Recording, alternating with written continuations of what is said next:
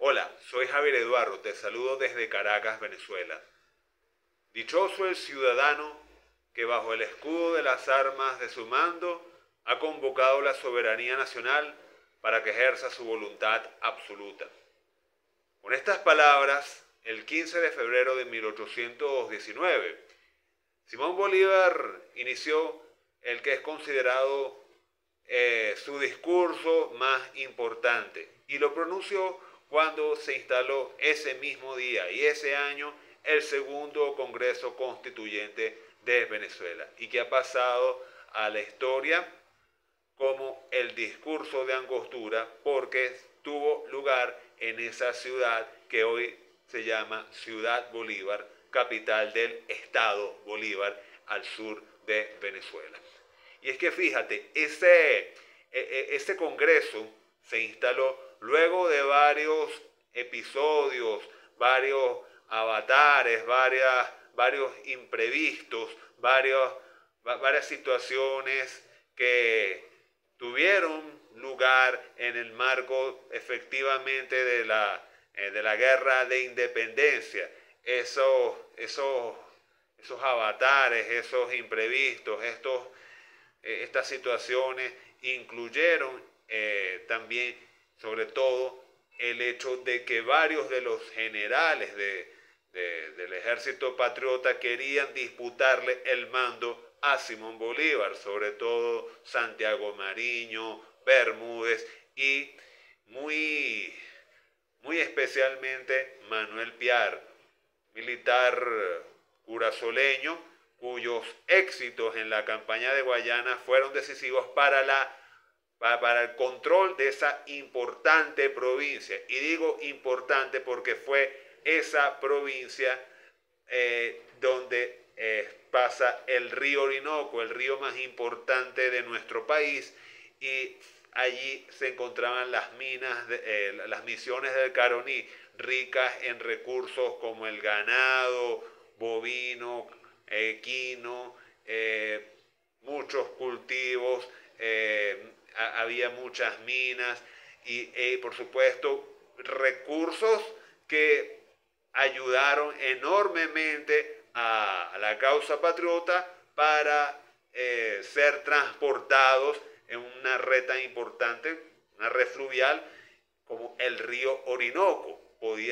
Se podían transportar soldados, armas y desde luego facilitó el ingreso de oficiales europeos a nuestro país que contribuyeron enormemente en la causa patriota.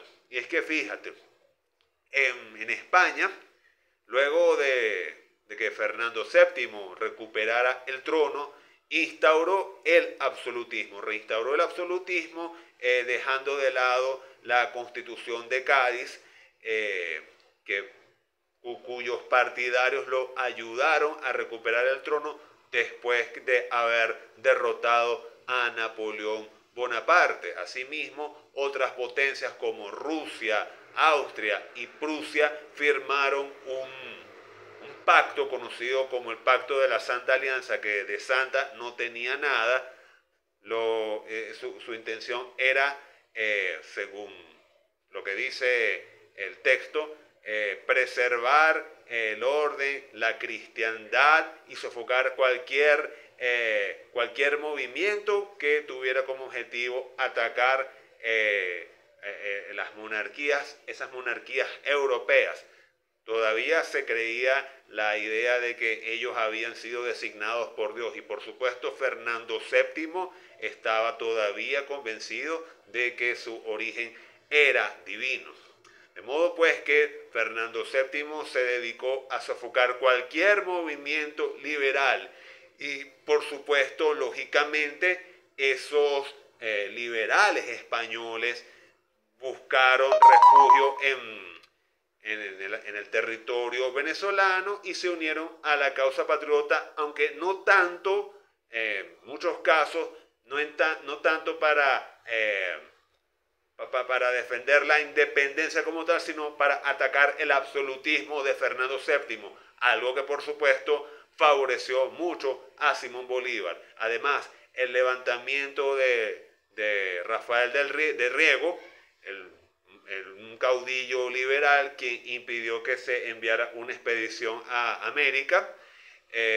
Fue el más significativo movimiento contra Fernando VII. Sin embargo, ese movimiento fue sofocado y Riego fue ejecutado. Además, en toda Europa, el propósito de esa santa alianza era, por supuesto, también sofocar los movimientos liberales. Todo ese estado de turbulencia, de inestabilidad política, hizo también que oficiales que participaron en las guerras napoleónicas buscaran refugio en América y se unieran al ejército libertador. Muchos eran oficiales experimentados, otros eran mercenarios.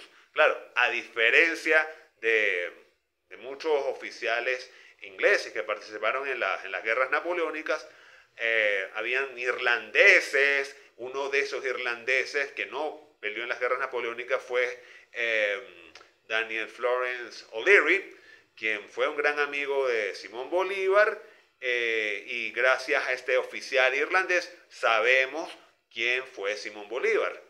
Otro de esos oficiales de esa legión británica fueron alemanes, específicamente hannoverianos. Recuerda que Hannover por un tiempo estuvo bajo el dominio de la corona inglesa en virtud de que el monarca Jorge I unió su ciudad natal de Hannover al dominio de la corona inglesa.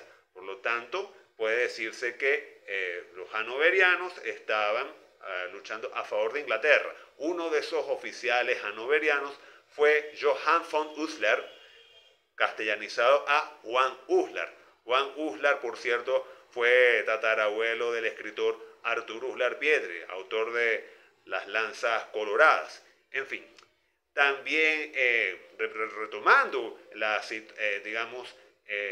descontento que existía entre jefes patriotas, específicamente por parte de Piar, quien, amparándose en sus cualidades militares, sus éxitos en la campaña de Guayana, pretendió utilizar la bandera del odio de razas para ir contra Simón Bolívar y convertirse en el líder más importante de la guerra de independencia, algo que Bolívar no estaba dispuesto a tolerar. La situación era completamente distinta, no era la época de Boves, sino que ahora Bolívar tenía mayores recursos, más hombres, y a pesar también de que la campaña del centro había fracasado, ello sin embargo no afectó la estabilidad del sistema republicano, ni tampoco afectó el liderazgo de Simón Bolívar, porque ya tenía el respaldo del presidente de Haití, Alexandre Pétion, ¿okay?, quien le ayudó militarmente con la condición de que liberara a los esclavos y que mantuviera la unidad en el ejército. Desde luego, la actitud de Piar lo hizo incurrir en actos de conspiración, traición, y un consejo de guerra lo decidió que tenía que ser pasado por las armas, lo cual efectivamente se hizo. Con el fusilamiento de Piar se puso fin al problema del mando, y el Congreso de Cariaco, que estaba encabezado por Mariño y que tenía como objetivo desconocer también la autoridad del Libertador, también fue erradicado. De modo pues que Bolívar era el único líder de la independencia de Venezuela. Y precisamente con ese prestigio que había adquirido fue que logró convocar el Congreso de Angostura, donde pronunció el discurso cuyos puntos voy a enumerar a continuación. Entre los puntos que destacó Bolívar, las cosas más importantes, fue que durante mucho tiempo el régimen colonial había influido tanto hasta el punto de que no se podía comerciar con otras potencias, sino con España. Esto, como dijo Bolívar, nos privaba del ejercicio hasta de la tiranía activa. ¿Okay? Ahora, también en la parte de la educación, todo lo referente a la educación, estaba dominada por la Iglesia, y por supuesto la Iglesia jugó un papel muy importante en el mantenimiento de la ignorancia. En ese sentido hay que destacar que el terremoto de 1812 desmoralizó en buena medida a aquellos partidarios de la independencia, porque el clero, que sin duda estaba a favor de la causa realista, obviamente eran españoles, utilizaron ese fenómeno telúrico para hacer creer que el terremoto había sido un castigo divino porque estas personas se habían alzado contra la autoridad del rey que emanaba directamente de Dios. Imagínense ustedes, imagínate que a esas alturas, para esa época todavía se creía en la divinidad del rey. Por otro lado, claro, por eso es que Bolívar dijo, un pueblo ignorante es instrumento ciego de su propia destrucción.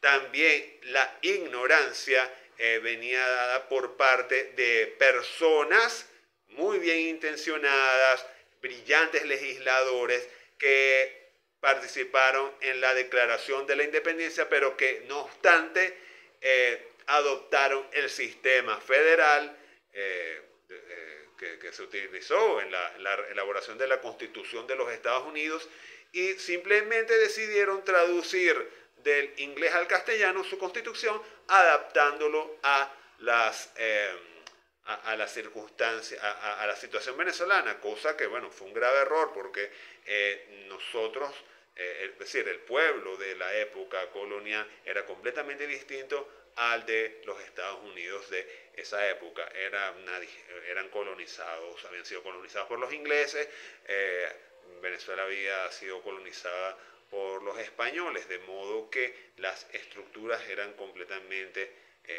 distintas. ¿Okay? Y Bolívar en ese sentido tenía que ir en contra. De hecho, también en esa situación él propuso la creación de un poder moral. Dijo, moral y luces son nuestras primeras necesidades. La mayor suma de felicidad posible es deber de todo sistema democrático.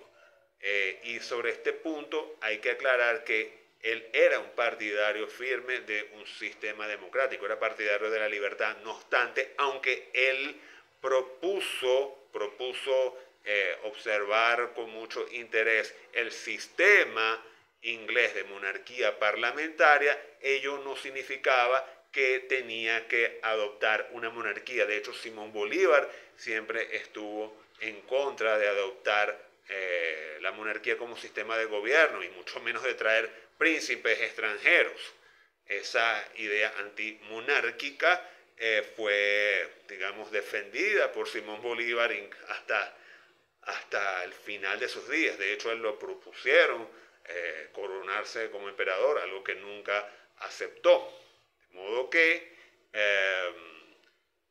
Simón Bolívar con ese discurso estaba presentando una serie de consideraciones para que el Congreso redactara una serie de leyes y se pusiera fin de una vez por todas a la guerra a muerte. Es decir, estaba él presentando al mundo un marco institucional con ese discurso de angostura. De hecho, hay que recordar que la guerra a muerte, que fue desde 1812 hasta oficialmente 1820, cuando se firmó el Tratado de Regularización de la Guerra, con ese tratado España tácitamente estaba reconociendo a Venezuela como una nación independiente, cosa que hizo de manera ya formal en 1842. Asimismo, Bolívar también, antes de pronunciar ese discurso, ejerció plena soberanía en el marco de la campaña de Guayana cuando ordenó decretó el bloqueo del río Orinoco para evitar que los españoles siguieran armándose. Sin embargo, dos goletas estadounidenses, las goletas Tiger y Liberty, violando ese bloqueo, siguieron vendiéndole armas a los españoles, por lo cual Bolívar ordenó la confiscación de las goletas. Desde luego, eso